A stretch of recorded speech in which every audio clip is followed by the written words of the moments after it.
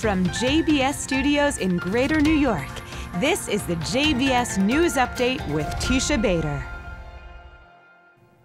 I'm Teisha Bader with the JBS News Update for Wednesday, June the 20th, 2018. We open with a surge of rocket attacks at Israel. Red alert sirens blared in southern Israel overnight last night into the early morning hours today, as some 45 rockets and mortar shells were fired towards Israel, sending Israeli citizens in the region running to bomb shelters and safe rooms. 7 rockets were successfully intercepted by the Iron Dome missile defense system. At least 6 rockets landed inside Israeli territory, 1 just outside a kindergarten. Damage was sustained to buildings and property, but there were no injuries. In response, the IDF said Israeli jets struck some 25 Hamas targets in Gaza. The IDF said of Hamas they are targeting Israeli civilians throughout the night with a severe rocket attack and dragging the Gaza Strip and its civilians down a deteriorating path. And the IDF said an Israeli aircraft fired warning shots today at a group of Palestinians launching what are now being called arson balloons from Gaza into Israel. The incendiary devices have caused hundreds of brush fires and burned thousands of acres of land over the last few weeks. A spokesperson for the Eshkol Regional Council said later today that 2 clusters of such balloons landed in Israeli citizens' backyards this afternoon. IDF sappers were called to the scene to set off controlled explosions of the devices. Well, the United States yesterday made good on its threat to leave the United Nations Human Rights Council if the council did not make significant changes, among them halting its singling out of Israel.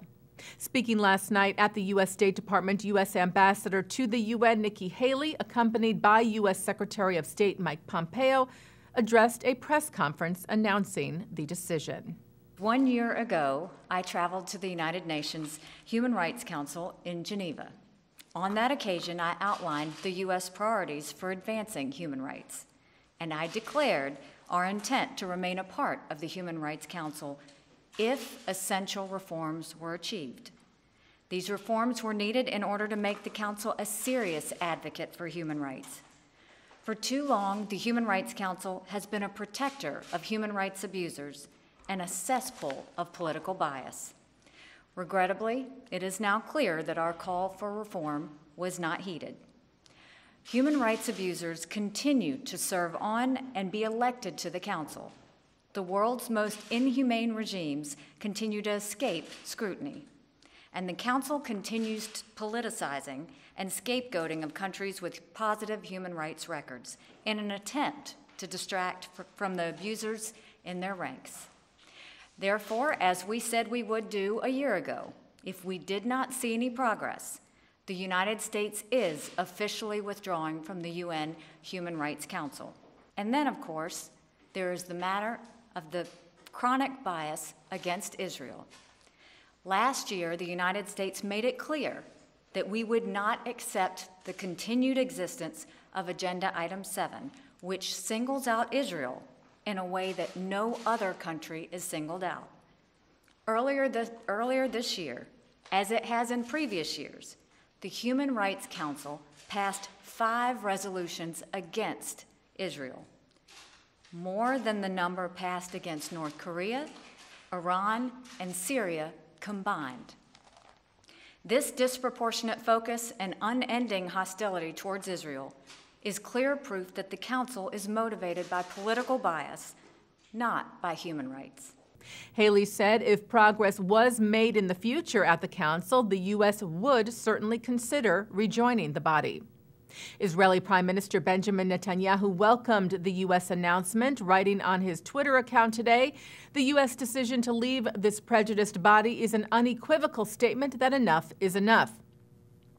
Netanyahu also echoed Haley's remarks, writing, "Instead of dealing with regimes that systematically violate human rights, the UNHRC obsessively focuses on Israel, the one genuine democracy in the Middle East." B'nai B'rith International also noted Israel being the only country subjected to a separate permanent agenda item at the UNHRC, which targets it for more condemnation and punishment than any other country. They said perhaps the U.S. withdrawal from the UNHRC will serve as a wake-up call for all UN agencies to begin a process of systemic reform in order to return the organization to its original mission and principles of equity and fairness. President of the World Jewish Congress, Ronald Lauder, said by withdrawing from the inherently flawed UN Human Rights Council, the U.S. has sent a crucial message to the international community that the repeated abuses flung against Israel, often by some of the most notorious human rights violators in the world, will not be tolerated. The leaders of the Simon Wiesenthal Center, Rabbis Marvin Heyer and Abraham Cooper, called the UNHRC a serial abuser of Israel and called on other democracies to follow the U.S. example. And staying with the Wiesenthal Center, the president of Germany met with its leaders this week in Los Angeles. Frank-Walter Steinmeier, accompanied by a 10-member delegation, toured the Museum of Tolerance and became the first German official to read Hitler's signed letter from 1919 in which he calls for the, quote, removal of Jews from society, unquote. Steinmeier later sat down with the leaders of the center as well as the heads of the Los Angeles Federation, the American Jewish Committee, the Orthodox Union, and the Anti-Defamation League, among others, to discuss issues of concern, including anti-Semitism and the Iran deal. Steinmeier also met with Holocaust survivors. And taking a look now at our programming for tonight on JBS for Wednesday, June the 20th at 7 o'clock, it's a look at the Israeli justice system. At 8, a look at interfaith couples from Limud 2018. At 9, Mark Golub sits down with star of stage and screen Mike Burstein, who talks about his theatrical journey, his feelings for Israel, and the debut of his first feature film, Azimuth, which he wrote and directed, about an Israeli and Egyptian soldier after the Six-Day War. And coming up right after this newscast tonight at 6:30, it's Thinking Out Loud with Micah Halpern. And that's the JBS News Update for Wednesday, June the 20th, 2018. I'm Teisha Bader.